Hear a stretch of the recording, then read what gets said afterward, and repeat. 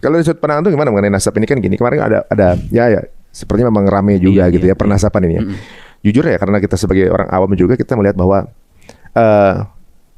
ini udah sebenarnya kan udah bertahun-tahun udah kita paham mengenai nasab ini, udah paham segala macam dan juga udah disepakati banyak, bahkan seluruh dunia kan seperti itu ya. Gitu. Terlepas dari tentunya banyak beberapa oknum yang keliru gitu. Saya juga paham, nggak cuma itu aja. Setiap orang dari mana aja, kelompok manapun pasti akan ada oknum yang keliru, itu udah hal yang biasa kan, hal biasa. Ketika kemudian fenomena ini viral gitu dan kemudian menjadi perbincangan, kemudian menjadi topik-topik yang kemudian meningkatkan AdSense lah ibaratnya gitu ya.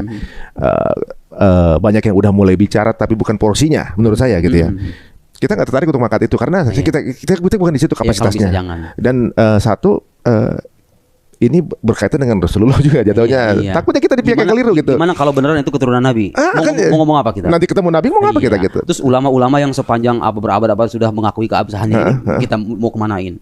Ya kan? Ya ini sih sebetulnya gini. Kalau ini sikap saya secara pribadi dan saya juga ya ini nasihat dari guru saya. Jadi begini, beragama yang baik itu kita kan namanya, kita aliran ini Ahlus Sunnah wal Jamaah kan? Jamaah itu kan artinya jamaah bersama-sama. Iya, cari mayoritas dong, ya kan? Kalau mayoritas ulama mengatakan begini, ikut aja lah.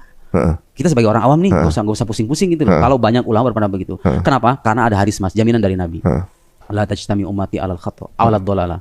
Jadi umat Nabi Muhammad itu gak akan bersepakat tentang kesesatan, tentang sebuah kesesatan. Jadi kalau mayoritas ulama mengatakan A, ijma namanya ya, dalam ilmu Islam itu namanya ijma, kesepakatan ulama.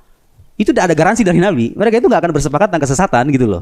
Kalau sudah ijma itu, udah kita percaya aja gitu loh. Dan sekali lagi, kepercayaan ini bukan landasannya bukan kepercayaan buta, tapi karena kita yakin bahwa kalau ulama menyepakati, landasannya pasti ilmu.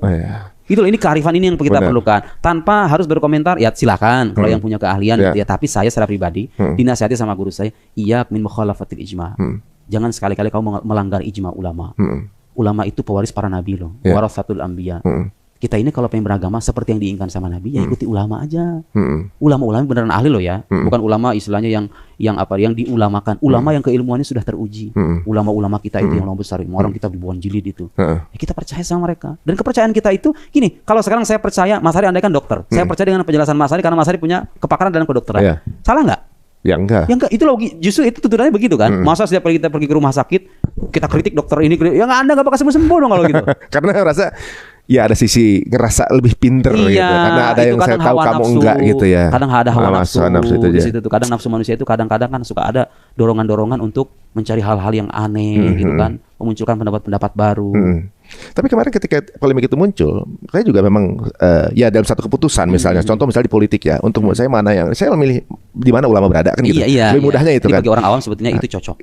Itu udah paling mudah menurut saya, dia dimudahkan. Nah, ketika ada hal ini, saya juga mengambil keputusan itu. Nah, tapi ada satu hal di mana kebijakan yang kemudian membuka komunikasi waktu itu kan, dari Robitoh yang kemudian membuka live diskusi debatnya dibuka secara live.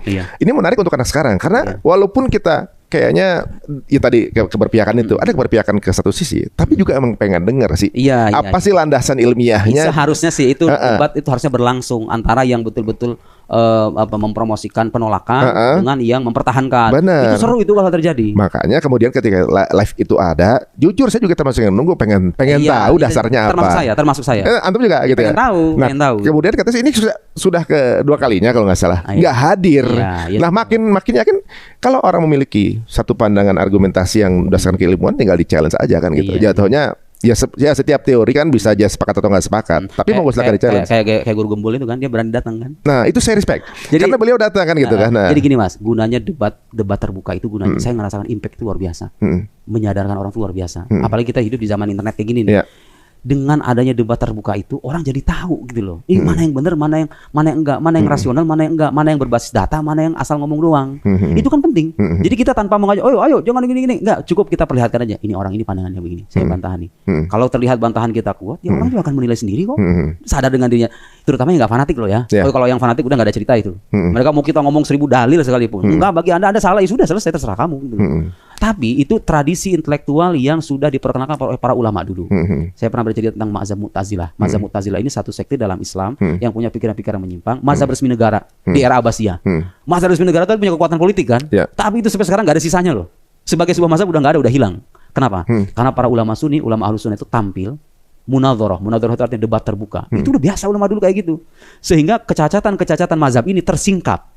Nah, tersingkap sedemikian intens gitu kan. Akhirnya apa? Orang sadar, wah ini mazhab udah nggak benar ini. Ya kan? Jadi itu salah satu medium untuk menyadarkan dan mencerahkan publik.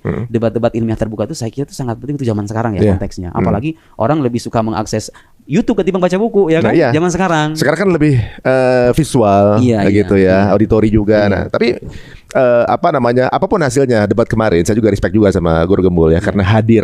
Ya menurut saya nggak akan terjadi debat itu kalau nggak hadir gitu kan. Saya juga nggak bakal hadir di sini. Iya benar. Ibaratnya, tapi jadi antum jadi ditemukan gitu loh. Masalahnya gini kan, ibaratnya ini kata Allah ya, mungkin hal ini terjadi karena emang udah waktunya gitu antum menjadi bagian dari yang tampil di permukaan. Tapi walaupun begitu, mudah-mudahan ya, misal Guru Gembul juga menyaksikan ini, kemudian beliau juga melakukan riset lagi, yang kemudian kita bisa menjadi semeja di pihak yang sama kan gitu. Insya Allah mudah-mudahan jadi yang ya kita sama-sama mencerdaskan bangsa ini. Jadi kita tidak ada persoalan dengan pribadi orangnya Jadi yang kita persoalan itu adalah pandangan-pandangannya yang memang terbukti bermasalah dari sudut argumentasi keilmuan gitu loh. Jadi ini fokus perdebatan kita pada soal itu. Saya tidak bicara soal kepribadian beliau. Bahkan setelah itu pun kita bersalaman ya sudah selesai gitu loh. Cuman selama pemikiran itu ada, ya bantahan itu harus ada gitu loh. Benar-benar. Dan beliau kan setahu saya belum sampai pada tahap meralat secara terang-terangan pandangannya kan. Beliau hanya mengatakan mengaku kalah dan lain. Tapi kan bagi saya tuh inti perdebatan itu bukan mengaku kalah, tapi menentukan mana yang benar dan mana yang salah. Yang benar harus diakui benar, yang salah harus diakui salah gitu loh. Soal siapa yang kalah dan menang ini bukan pertandingan sepak bola. Ini debat keilmuan itu tujuannya itu. Tapi saya cukup merasa itu juga bukan perkara yang mudah untuk mengatakan dia bahwa oke, di debat ini dia kalah gitu ya.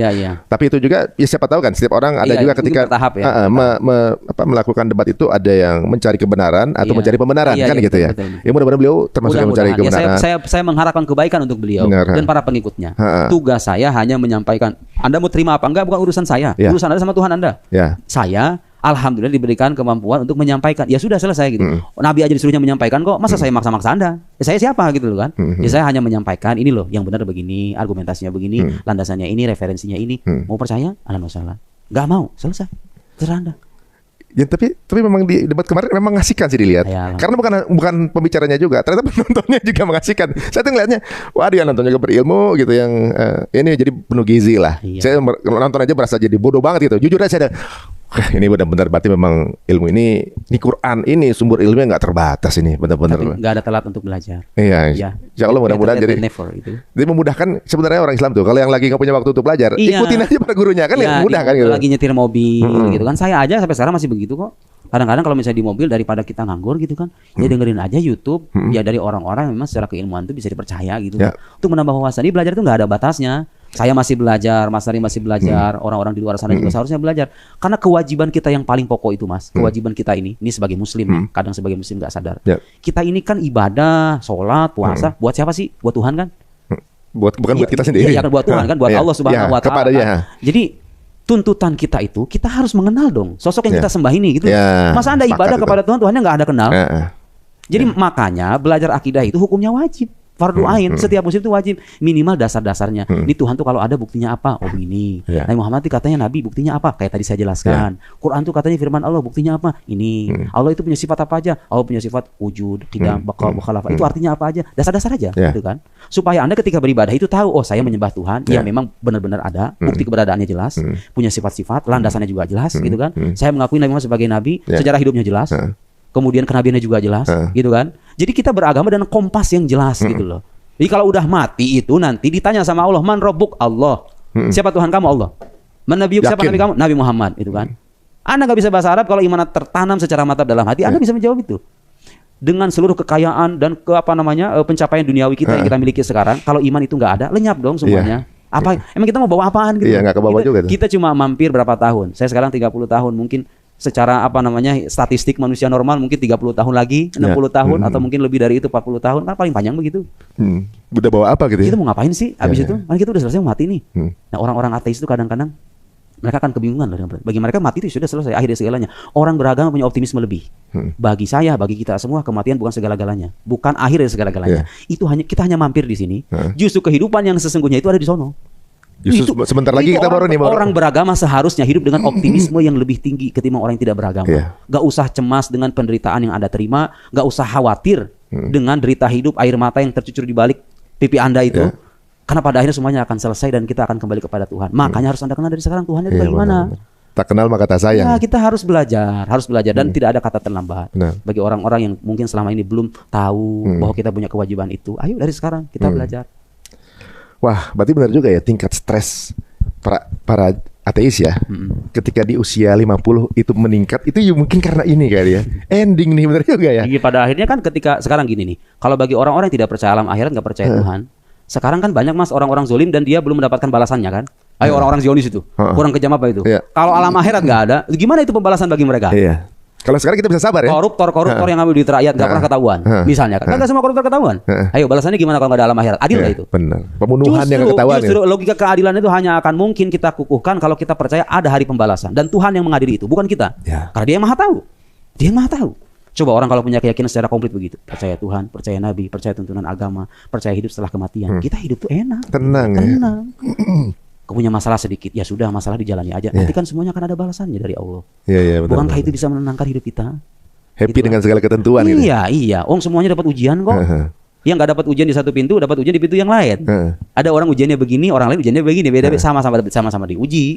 Nanti ada guru saya itu pernah ngasih misalnya gini, Mas, kita ini hidup seperti sekolah. Sekolah itu kan ada kalanya libur, ada kalanya ujian kan, benar nggak? Mas Ari itu ada kalanya ketawa, ada kalanya sedih ya kan? Pasti. Saya juga begitu. Kayak sekolah tuh, ada kalanya kita seneng kalau liburan nih, tapi ada kalanya juga, aduh pusing kalau lagi ujian, ya kan? Sekarang kita itu lagi ujian, kemudian kita mengisi lembar jawaban. Kapan lembar jawaban itu dikasih? Kalau kita udah mati. Lembar jawaban itu dikasih, nanti dikasih, nih yang dapat reward adalah fulan. Dapat ranking gitu kira-kira. Pembagian hadiah, dua tanda petik, pembagian ganjaran itu nanti. Jadi kita ini sekarang masih sekolah. Anda jangan membayangkan dunia ini hanya tempat bermain-main saja, tempat bersenang-senang. Kalau nyari kesenangan sebenarnya bukan di sini. Kenapa? Nabi nih yang kekasih Allah itu diuji. Bahkan ujiannya lebih berat. Asyadun nasi balan alam biya. Jadi manusia, kata Nabi itu manusia yang paling banyak, yang paling dahsyat ujian itu para nabi loh. Kebayangkan Nabi Muhammad punya anak berapa coba? Berapa ada kayaknya? Nabi Muhammad itu punya anak, semuanya dikuburkan dengan tangan beliau kecuali satu orang. Jadi wafat dalam keadaan beliau masih hidup. Orang kehilangan satu anak itu sedih banget loh, ya kan? Ini beliau kehilangan semua anaknya kecuali satu namanya Sayyidah Fatimah. Yang hidup cuma yang masih hidup itu pun nyusul beliau setelah 6 bulan kemudian. Jadi orang-orang terkasih Nabi wafat ketika beliau hidup dikuburkan dengan tangan beliau. Itu ujian kurang berat apa? Dihina, dicaci maki, pengen dibunuh selama 23 tahun. Gak ada yang berhasil sama karena Allah dijaga, ya kan? Tapi kan ujian berat gitu loh. Kadang-kadang beliau ketika dalam keadaan lapar itu menahan perutnya dengan bebatuan, ya kan? Itu menjadi contoh bagi kita bahwa inilah kehidupan dunia sesungguhnya. Allahumma la aish illa aishal akhirah, kata Nabi. Kalau melihat kenikmatan Allah tidak ada kehidupan kecuali kehidupan yang sesungguhnya itu kehidupan akhirat, bukan kehidupan yang sekarang. Sekarang kita cuma mampir seperti orang pengen safar ke satu tujuan, lagi berteduh di bawah pohon. Kita lagi mampir. Kita harus punya filosofi begitu tuh sebagai orang beragama. Supaya apa? Supaya kita bisa menjadi sisa kehidupan ini dengan baik. Dan berakhir dengan akhir yang baik, membawa amal baik, dan kita berjumpa dengan Tuhan yang maha baik. Masya Allah. Itu. Ya kalau hidup ini ujian, bagaimana bisa lulus kalau kita nggak belajar ya? Iya, mau nggak mau kan, semuanya harus belajar. Waduh, jadi kepikiran juga tadi ya, kenapa? Kalau Allah mau, bisa aja Nabi itu punya anak laki yang masih hidup ya. Bisa. Pasti akan jadi. Enggak, pasti dia akan merasa gimana kan bisa aja gitu kan. Sudah ditakdirkan. Ditakdirnya malah nggak punya anak laki ya. Ini menarik juga ya. Banyak angle-angle yang bisa dikupas-kupas lagi ternyata. Ini menarik banget. Nah, sekarang kalau di zaman sekarang nih, Ustaz, yang unik adalah dengan mudahnya akses media nih. Bahkan sekarang ini kan algoritmanya 3 detik ya. Anak-anak zaman sekarang tuh swipe generation gitu. Yang tingkat bertahannya di satu konten itu nggak lama. Mereka mau langsung to the point. Mereka mau langsung konklusinya apa gitu. Jadi kadang-kadang mereka kalau lihat konten, Assalamualaikum warahmatullahi wabarakatuh, langsung swipe. Karena apa? Dia yakin ada jutaan konten akan menghibur dia di bawah. Maka kadang-kadang para content creator membuka merubah attention grab dengan langsung di depan. Inilah biang kerok penjajahan Palestina misalnya gitu. Pengen tahu baru kan gitu. Hal seperti ini sepertinya merubah budaya zaman sekarang. Budaya zaman sekarang itu kepengen satu serba instan. Dan tipe-tipenya yang langsung sekarang ini apa gitu. Jadi tipe-tipe rekam jejak apa segala macam itu nggak pakai secara campaign zaman sekarang seperti itu. Dan hal ini sebenarnya ke dalam Islam kan, kita harus tadi antum bilang tadi kan, nasabnya dulu nih Sanad. Nasab lagi itu ya saya suka ketukar-tukar. Iya. Sanadnya itu dari mana? Iya, harus jelas. Sekarang ini yang tampil di permukaan itu secara insan yang langsung didigest sama anak zaman sekarang. Bahkan orang-orang yang mungkin bukan pada kapasitasnya kadang-kadang beropini, ngasih pendapat segala macam. Kalau antum melihat ya, mungkin bukan masalah agama aja. Misalnya ada kasus politik segala macam gitu ya. Itu TikToker bisa punya konten opininya masing-masing, bercerita. Ini begini seolah-olah dia udah paling tahu hal itu, dan ini budaya zaman sekarang. Maka ada bukan hanya profil, alhamdulillah beliau masih berdebat dengan yang nggak mau diajak berdebat itu akan banyak. Ada mungkin salah satu sosok di belakang gitu dia bukan ulama, ilmunya juga sanadnya sanad di belakangnya juga kita nggak udah berapa tahun belajar apa segala macam, bisa kemudian mempermalukan para ulama gitu ibaratnya dengan potongan-potongan editan video segala macam. Secara nggak langsung sebenarnya kita semua tahu bahwa ngejar viral, ngejar AdSense, dan ya mungkin ini memang dianggap sebagai pahlawan di kelompoknya. Viral itu target anak sekarang. Menjadi seseorang harus dia itu jadi targetnya anak-anak sekarang. Ini fenomena ini mungkin yang antum baru ketemu mungkin satu di antara beberapa, jadi banyaknya itu gitu. Dan beliau sendiri dengan kebesaran mau duduk bareng. Yang nggak mau duduk bareng ini banyak dengan kekeliruannya. Seharusnya mau. Justru biar dunia intelektual itu maju, ya kan, publik semakin tercerahkan. Nah, orang-orang yang bermasalah ini gitu kan. Saya kira perlu ada orang-orang yang punya inisiatif untuk menampilkan mereka ke publik, dihadirkan ahli itu kan. Jadi tanpa kita mengajak orang, lihat ini, tanpa kita ngomong begitu, ya udah suruh dia memaparkan pandangannya. Kita bantah secara keilmuan gitu kan. Orang nanti akan milih sendiri. Antum tertarik gak gitu? Misalnya ada gitu, ada satu yang punya teori nih. Kemudian memang pada saat itu ada di keilmuan antum. Iya, ya selama dia mau, kemudian saya punya kapasitas untuk menjawab. Ya kenapa tidak? Misalnya nih ada kelompok ateis, mereka punya landasan yang menurut mereka kuat untuk kemudian diperdebatkan secara ilmiah. Gitu. Itu jadi masalah kalau mereka mau. Kan kadang-kadang orang itu kadang takut juga. Tapi kan landasannya beda. Kalau kita misalnya sama-sama muslim, landasan Quran gitu. Tapi kan satu yang menjadikan semen perekat antara kita dengan orang ateis ini apa coba? Akal sehat. Oke, Anda gak percaya, gue gak percaya. Sepakat di situ ya? Kita sepakat dengan akal sehat dong, dengan logika dong. Makanya salah satu-satunya jalan untuk memuaskan orang ateis itu ya dengan logika. Karena itu menjadi semen perekat antara kita nih. Kita sama-sama manusia kan. Anda punya akal sehat, saya punya akal sehat. Ayo kita berdebat dengan akal sehat kita aja.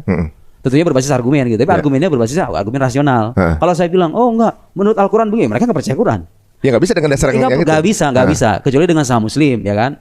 Yang terikat dengan Al-Quran, terikat dengan sabda Nabi. Tapi selama lawan bicara kita itu orang yang nggak percaya dengan teks-teks suci, yang mau tidak mau, yang kita andalkan adalah ini kan pada akhirnya.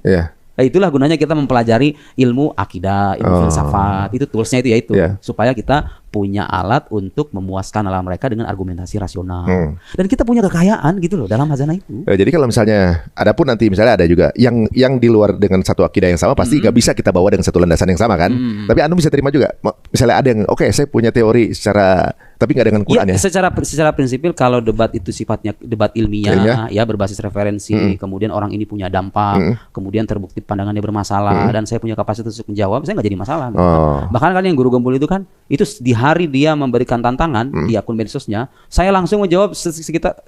Saya waktu itu posisi lagi olahraga, saya pulang ke rumah langsung saya balas, oke Pak Gembul, tantangan saya terima, nanti saya gini-gini, langsung gitu loh. Karena saya tahu ini followersnya banyak nih, terus pandangannya bermasalah nih, kesempatan menyadarkan orang gitu kan, istilahnya, tinggi oke gitu gak jadi masalah.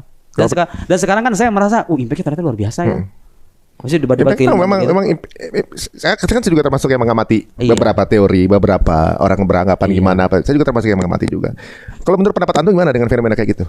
Sebenarnya gini, Mas. Jadi yang kita butuhkan itu adalah kesadaran ke dalam aja sih. Maksudnya kita nih sebagai orang-orang yang waras lah.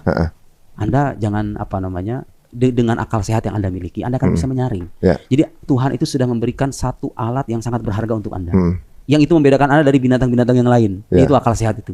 Coba dong kalau misalnya nyari informasi. Saya termasuk nih orang yang ya karena punya kesadaran itu. Kalau nerima informasi, kabar, mau itu gosip mau itu berita politik mau ini, mau itu, saya memposisikannya dengan keraguan terlebih dulu. Gak langsung percaya gitu. Apalagi kalau sumbernya gak jelas. Apalagi kalau ada syarat kepentingan di sana. Jadi kita jadi orang cerdas dong. Maksudnya lebih aman ya. Iya, buat apa sih? Kita nggak bakal ditanya tentang sesuatu yang bukan bagian dari kita kok di akhirat, ya kan? Emang Anda akan ditanya, kenapa kamu tidak ikut andil dalam perbaikan Indonesia ketika Indonesia dilanda begini? Saya siapa ya Allah? Saya hanya seorang guru gitu kan. Kecuali kalau Anda pejabat publik dan Anda membidangi bagian itu. Anda menjadi seorang menteri dalam bagian tertentu. Bagian ini rusak, Anda akan ditanya. Saya yang bukan menteri, bukan pejabat, ngapain gitu kan begitu. Cobalah itu terima berita-berita itu dengan sikap keraguan. Ya, benar-benar selektif gitu. Ini kesadaran kita aja gitu kan. Nah, termasuk pengetahuan yang berkaitan dengan ilmu agama. Dilihat nih orang ini belajar agamanya di mana sih? Nggak jelas nih. Belajarnya nggak jelas, dulunya kayak gimana? Oh, dulunya begini. Ya gak usah diambil dong ilmunya. Iya, iya. Sebagai hiburan oke dah, silahkan gitu kan. Oh, biar tahu ada orang berapa gini gitu ya. Tahu ada orang kayak begini nih. Udah selesai gitu kan. Tapi jangan ditelan. Yang Anda telan itu, yang dijadikan dasar pijakan itu informasi atau keilmuan yang Anda terima. Oh, ini orang belajarnya di sini. Ini kemudian kontribusinya seperti ini, diakui seperti ini, kepakarannya di sini, kuliahnya di sini. Kayak tadi itu logikanya kayak kita milih dokter, Mas. Saya itu waktu mau cabut gigi, pilih apa tuh? Atau ketika istri saya berobat ke spesialis. Itu saya cari di salah satu rumah sakit itu dokter yang banyak gelarnya. Karena saya khawatir. Kalau sakit di aplikasi dokter pun iya, kan? Iya kan? Iya. Atau misalnya kata orang kayak gimana? Iya, iya. Berapa persen itu tingkat keberhasilannya? Iya, kata orang gimana orang ini? Pakar apa enggak? Tingkat keberhasilannya ya kan? Kenapa sih kita kalau nyari guru agama juga enggak begitu? Jadi ini kiai itu beneran kiai apa enggak? Terus kata kiai yang lain gimana? Dia punya keilmuannya. Orang kayak misalnya kayak Gus Baha ya. Gus Baha diakui keilmuannya, banyak kiai mengakui kealimannya. Udah ambil ilmunya. Tanya belajarnya di mana? Oh, belajar di pesantren. Gurunya siapa? Ki Maimun Zubair. Yo, itu alim besar, ulama besar. Jelas tuh. Nah, ilmu kayak begitu. Ya tentu dengan kesadaran penuh bahwa tidak semua yang dikatakan alim itu benar. Kadang-kadang alim juga ada salahnya. Yang salah itu tinggalin aja gitu loh. Tapi selama benar banyak kan benernya kan? Iya kan? Ya sama kayak dokter. Emang dokter benar terus. Iya benar. Kadang-kadang dokter salah mendiagnosa juga kan? Cuma nggak dihujat netizen aja. Iya. Jadi kita perlu membangun kesadaran itu ke dalam. Supaya apa? Itu dampak positif itu diri kita sendiri gitu. Iya. Kalau Anda tidak bisa berkontribusi, minimal Anda diam, jangan buat kerisuhan. Gitu jadi heboh, jadi apa namanya? Jadi kalau merasa tidak punya kapasitas, kayak saya nggak ahli dalam bidang politik dan nggak begitu ngerti. Makanya saya di medsos hampir nggak pernah bicara tentang politik itu, karena saya tahu kesadaran diri. Kapasitas. Dan ada ayat Al-Quran mengatakan, wala taqfu ma laysa laka bihi ilm, innas sam'a wal basar wal fuad kullu ulaika anhu mas'ula. Jangan ikuti apa yang kamu nggak tahu, karena pendengaran, penglihatan itu nanti akan dimintai pertanggungjawaban sama Allah. Ngeri juga ya. Takut nggak Anda? Sekarang kalau misalnya Anda menyampaikan pendapat yang salah, yang menyaksikannya ribuan, dan orang-orang ini orang-orang awam yang isi kepalanya itu kosong, dimasuki pendapat Anda yang aneh ini. Ayo gimana pertanggungjawabannya? Iya juga. Anda kan sadar Anda bukan ahli, kenapa Anda bicara gitu loh? Coba orang kalau punya kesadaran begitu, kerusuhan dan kerisuhan itu akan berkurang kan? Iya sih. Hidup kita akan lebih bermutu. Tapi kan? Sekarang ini kerisuhan adalah kabar baik untuk para pekerja sosmed. Biasanya kan kayak gitu.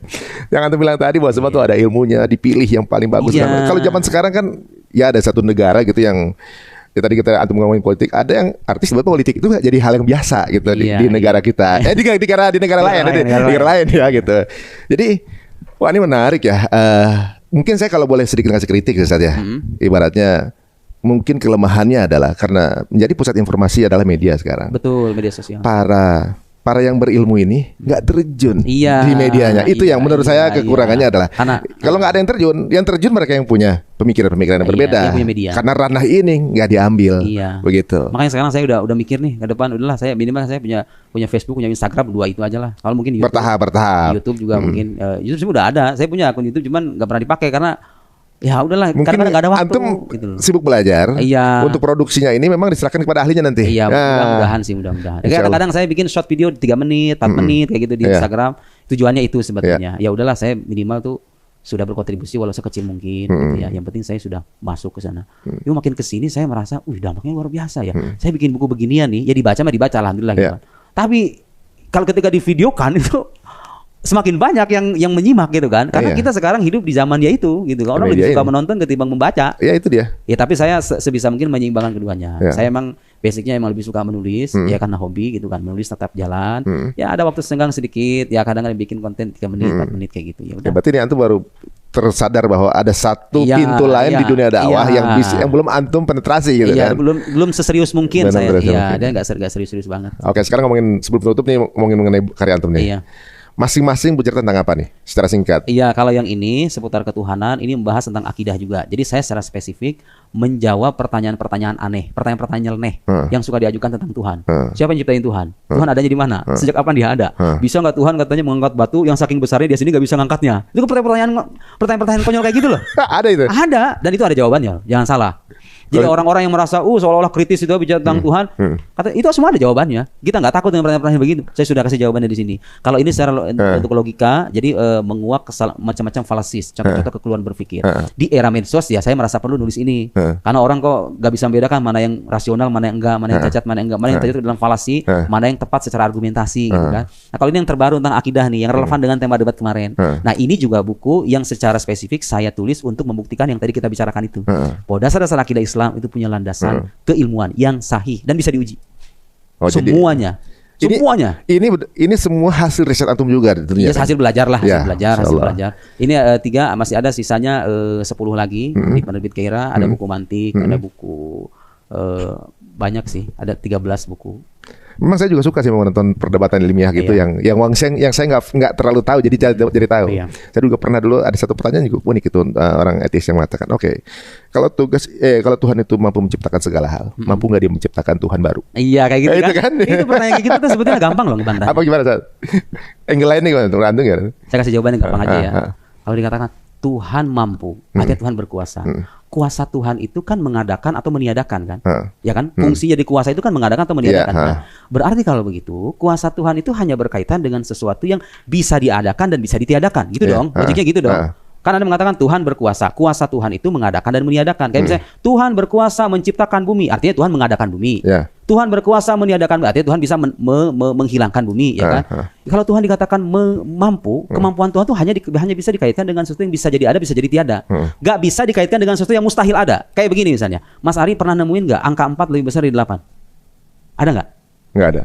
Ada 40. Angka 4. Angka 4-nya aja angka 4. Gak mungkin, secara logik. Di alam luar ada nggak 4 lebih besar dari 8 tuh ada nggak? Nggak ada kan? Itu mustahil dong. Bisa diadakan nggak itu? Bisa diadakan? Nggak bisa dong. Nggak bisa dong. Nggak bisa dong. Orang nggak ada. Makanya Anda salah ketika bertanya, bisa tidak Tuhan menciptakan angka 4 yang lebih besar dari angka 8? Itu pertanyaan sejak awal sudah salah. Kenapa? Karena mengaitkan kuasa Tuhan dengan sesuatu yang tidak akan pernah terjadi, gitu loh. Dengan sesuatu yang tidak mungkin ada. Sama halnya salah dengan mengatakan, bisa nggak Tuhan menciptakan dirinya sendiri? Loh, Tuhan tuh nggak perlu diciptakan. Kalau diciptakan namanya bukan Tuhan. Iya, sudah ada. Iya, ini question apa pertanyaannya totally wrong gitu loh. Secara itu salah. Pertanyaannya keliru. Pertanyaan udah keluar dari konsep ya, karena Tuhan tidak diciptakan kan? Iya, Tuhan kan tidak diciptakan. Kok bisa Anda mengatakan siapa yang menciptakan Tuhan? Atau bisa nggak Tuhan menciptakan dirinya? Itu pertanyaan secara logik itu bermasalah loh. Bagaimana mungkin Anda mengatakan sesuatu tercipta, sementara dia sendiri tidak mungkin diciptakan? Iya, mereka ini mencari peluang-peluang yang dari hukum sebab akibat sebenarnya jatuhnya kan. Nah, tapi kan gini, hukum sebab akibat itu enggak, coba lihat. Bunyi hukum sebab akibat itu apa? Segala every effect must have a cause. Kalau bahasanya likulli musabab labudda lahu min sabab. Segala akibat itu butuh kepada sebab. Saya enggak mengatakan segala yang ada loh. Jadi salah kalau ada yang mengatakan segala yang ada harus ada sebabnya. Salah. Yang benar segala akibat itu pasti ada sebabnya. Tuhan akibat apa bukan? Bukan, justru dia sebab kan, sebab utama kan. Jadi jangan nanya Tuhan sebabnya apa. Kan Tuhan bukan akibat. Anda boleh bertanya alam ini sebabnya apa? Karena alam ini adalah efek, karena itu adalah dampak. Sesuatu yang tadinya nggak ada kemudian ada tuh, dampak. Kayak misalnya kebakaran tuh, tadinya nggak ada tuh, tiba-tiba ada kebakaran. Anda boleh bertanya apa sebab kebakaran itu? Orang sakit, apa sebab penyakitnya? Itu pertanyaan logik. Kenapa? Karena itu adalah akibat semuanya. Sesuatu yang tidak ada kemudian ada, harus diberikan dampak ya kan? Ada sebabnya kan? Kalau Tuhan kan bukan akibat. Iya. Sebenarnya orang secara naluri udah tahu ya bahwa sesuatu itu pasti ada. Emang gara-gara makan apa sih? Kan sakit, makan apa sih gitu kan? Waduh. Bahkan hewan aja Mas, hewan aja nih ya. Kalau misalnya anjing kita timpuk nih, dia langsung refleks kan? Karena dia tahu itu timpukan nggak mungkin ada kalau misalnya nggak ada orang yang nimpuk, ya nggak? Iya benar. Hewan itu loh. Hewan secara tidak sadar dia percaya dengan sebab akibat kan? Iya nggak? Ya kayak kita ketabrak perompak. Kenapa? Ya iya. Ya iya. Masalah apa? Jadi saya ingin mengatakan sekali lagi, orang yang percaya dengan keberadaan Tuhan sebagai pencipta alam semesta dan dia berbeda secara ontologis, secara wujud dengan alam, dia tidak bersifat materi, alam bersifat materi, itu sangat logik dan didukung oleh argumentasi rasional yang sangat berlimpah. Buku-buku yang bahas tentang keberadaan Tuhan itu banyak sekali Mas. Itu jumlahnya itu ribuan halaman. Anda coba cari buku orang ateis yang buktikan bahwa there is no God, tidak ada Tuhan. Bukti rasionalnya apa? Nggak ada. Yang ada itu ngaco semua. Saya udah baca kok bukunya. Ada yang menulis juga? Nggak, ya di Richard Dawkins punya buku The God Delusion. Dia membantah keberadaan Tuhan, tapi semuanya sih ngawur semua itu. Iya. Paling mereka mencoba dan memang susah. Orang mengingkari keberadaan itu susah. Kenapa? Karena nalar sehat kita sudah tersetting sejak awal percaya dengan hukum sebab akibat tadi itu. Gimana Anda menjelaskan alam semesta ini bisa ada? Ayo, kalau nggak ada Tuhan. Mereka akan mengatakan ya alam itu ada begitu saja. Masuk akal nggak itu? Alam begitu saja gimana sih? Rumah aja ada yang bikin. Jarum yang sekecil itu aja ada yang buat kan? pulpen nih, ada yang buat kan. Di masa alam sedemikian dahsyat ini kagak ada yang buat sih. Iya, benar. Itu loh. Ya, sampai kalau kita mikroskop pasti ada makhluk lagi ya kan? Iya kan? Itu ada yang buat, ada yang sebabnya, iya kan? Itu dia. Mungkin itu kemudian larinya kepada Big Bang teori kan? Iya, paling tidak itu kan teori keilmuan yang yang paling. Dan ada di Quran juga kan, bingung juga makanya. Ya itu sih penafsiran ya, soal penafsiran. Tapi yang jelas kalau Anda mengimani teori yang mengatakan alam itu ada permulaannya, suka atau tidak, Anda akan dipaksa untuk percaya bahwa ada sebab di balik itu. Sebabnya ini apa? Kita berdebat di sana boleh, ayo kita sebab siapa ini jadi sebab ini. Tapi kesimpulan yang rasional akan sampai pada perkataan bahwa yang menjadi sebab ini bukan alam, tapi sesuatu yang berbeda dengan alam. Apa itu? Ya, agama menyebutnya Tuhan, Allah. Apa sih masalahnya? Gitu loh. Apa sih susahnya gitu loh? Di mana hukum akal yang dilanggar kalau kita mengatakan Tuhan ada? Enggak ada. Oh, tapi kan kita sains begini. Oh, sains juga punya urusan dengan itu. Dia hanya bahas alam, sudah selesai. Kita mengatakan Tuhan ada itu dasarnya bukan penelitian saintifik, tapi adalah boleh kesimpulan saintifik dijadikan premis, tapi lanjutannya harus melibatkan hukum rasional. Hukum metafisika karena Tuhan pun wujudnya metafisik. Apple dong, ini sepadan dong. Tuhan bersifat metafisik, hukum yang kita jadikan landasan hukum metafisika, hukum sebab akibat itu. Sudah selesai gitu loh. Tuhan ada dan itu nggak menghalangi Anda untuk menjadi seorang saintis. Anda jadi saintis dan Anda beriman. Selesai, nggak jadi masalah. Malah bagus ya. Ya kayak sekarang gini, saya sakit nih. Saya percaya nih penyakit ini ada sebabnya. Tapi di balik sebab ini ada sebab utama. Apa bertentangan apa enggak? Saya merasa ada penyakit, saya pergi ke dokter, dok saya punya penyakit begini, dan saya meyakini ada sebab di balik penyakit ini secara lahiriah, secara lahiriah. Tapi dalam saat yang sama saya percaya bahwa di balik ini ada yang mentakdirkan dan dia yang maha kuasa. Sebab utama yang bersifat gaib itu. Apa masalahnya gitu loh? Saya sebagai orang beriman tetap pergi ke dokter kalau saya punya penyakit, bukan sholat kemudian megang tasbih, ya Allah sembuhkan penyakit hamba, enggak. Saya tetap pergi ke dokter. Bukan berarti juga nggak percaya Tuhan. Bukan nggak percaya Tuhan, kita percaya Tuhan yang menyembuhkan, tapi kita diperintahkan untuk mencari sebab-sebab yang bisa kita tempuh untuk menghasilkan apa yang kita harapkan. Kita pengen sembuh, ya pergi ke dokter lah. Dan agama juga memerintahkan itu. Al-akhdhu bil asbab gitu ya, mengambil sebab-sebab itu. Anda pengen jadi orang kaya, jangan cuma sholat doang. Ya Anda berusaha dong. Kerja. Tapi saya juga meyakini bahwa kalau saya kaya, itu Tuhan yang mentakdirkan. Di saat yang sama saya juga tetap melakukan upaya-upaya secara lahiriah. Ya, orang beriman harusnya begitu mindsetnya. Kalau dikatakan Tuhan pemberi rezeki, bukan berarti kita nggak berusaha dong. Kita berusaha gitu loh. Itu iman yang kita pegang teguh karena Tuhan itu sudah terbukti ada dan dia bersifat gaib. Tapi yang Tuhan kita nggak tahu takdir Tuhan untuk kita apa. Tuhan tuh mentakdirkan saya jadi orang kaya apa jadi orang miskin nih. Ya sudah, tugas kita berusaha saja. Usaha pol, doa pol. Betul, berimbangkan hidup gitu kan. Ini nggak ada bertentangan antara keimanan dengan upaya-upaya saintis menjadi seorang saintis, pebisnis jadi pebisnis, begitu ya. Guru kemudian mencerdaskan anak bangsa dan seterusnya. Semua ditugaskan pada makomnya masing-masing. Fokuslah pada tugas yang Tuhan berikan kepada Anda. Niscaya kita akan mendapatkan kehidupan yang lebih baik. Masya Allah. Ini uraian antum, Anis menikmati nih penjabaran antum nih yang sebenarnya ini mungkin versi simple dari yang mudah dicerna gitu ya. Ya, secara konsep gitu. Kalau mau detail mungkin antum juga punya sendiri ya kan. Ini menarik teman-teman semuanya. Dan dari obrolan kita tadi ya, jika teman-teman merasa ingin tahu lebih banyak mengenai beliau, langsung saja add di Instagramnya tadi M Nuruddin 1994. Dan YouTube-nya? YouTube-nya Kalamia Channel. Nanti mungkin saya kembangkan selama ini. Ini kan sekarang udah mulai kelihatan bahwa impact dari media ini lumayan nih. Mungkin TikTok juga antum juga ingin Facebook. Ya, sambil buku saat ya tetap nulis buku tetap. Enggak, maksudnya bukunya bisa kalau di TikTok tuh buku cepat lakunya saat. Jadi makin banyak yang teredukasi. Mudah-mudahan. Gitu. Lagi pengen nyetrumin Ustadz biar main sosmed. Soalnya pemain di sosmed ini agak kurang untuk memberikan gizi gitu. Ini jazakallah khairan satu waktu Ustadz. Masya Allah, luar biasa, banyak hal yang baru saya temui sekarang dari sudut pandang antum, dan ini menunjukkan bahwa unlimited sebenarnya angle membicarakan Allah ya. Banyak hal yang bisa bicarakan tentang agama itu nggak cukup. Hidup kita tuh nggak bakal cukup. Untuk menyingkap kesempurnaan agama kita tuh nggak cukup. Benar-benar. Makanya dari setiap ada tamu di sini hadir merupakan menurut saya waktunya saya mungkin mendengarkan gitu ya, banyak hal baru yang mungkin saya sendiri nggak sebanyak antum referensinya. Alhamdulillah hari ini bisa diberikan rezeki untuk bisa ketemu antum. Dan teman-teman, ada satu hal yang menarik yang tadi diutarakan Ustaz tadi ya, bahwa kalau kita referensinya mungkin belum banyak atau ilmunya belum banyak, nggak usah keutuk kemudian menjadi pahlawan di tempat itu. Karena pernah ada kejadian Ustaz, ada salah seorang gamer balap yang tidak terkalahkan. Gamenya udah paling jago beliau, kemudian beliau diangkat jadi pembalap formula dan ternyata nggak bisa apa-apa. Gitu. Jadi ini mungkin sedikit analogi ya, bahwa itu banyak hal yang nggak semerta-merta ketika kita merasa banyak kemudian referensi cukup dengan satu hal doang kita udah menjadi ahlinya. Betul. Cukup fokuslah dengan keahlian masing-masing gitu ya. Kalau Anda merasa kemampuan Anda, dan saya merasa kemampuan saya terbatas, dan saya sadar diri gitu. Makanya saya fokus dengan bidang saya saja dan menghasilkan, alhamdulillah kan. Jadi orang tuh kalau fokus dengan bidangnya masing-masing bisa berkontribusi besar loh bagi dunia kita ini. Ya, jadi memang perannya sudah disiapkan masing-masing. Iya, jadi dan Allah itu menyeting kita dengan kelebihan masing-masing. Tidak ada manusia diciptakan sebagai sampah. Itu harus kita ingat, tidak ada. Yang bedakan tuh Pak, ada orang yang mau menguak dan mengeksplor dirinya dan kemampuannya, ada orang yang pasrah dengan kemalasan dirinya sendiri. Itu yang bedakan kita, itu saja. Kalau Anda mau mencari, Anda punya.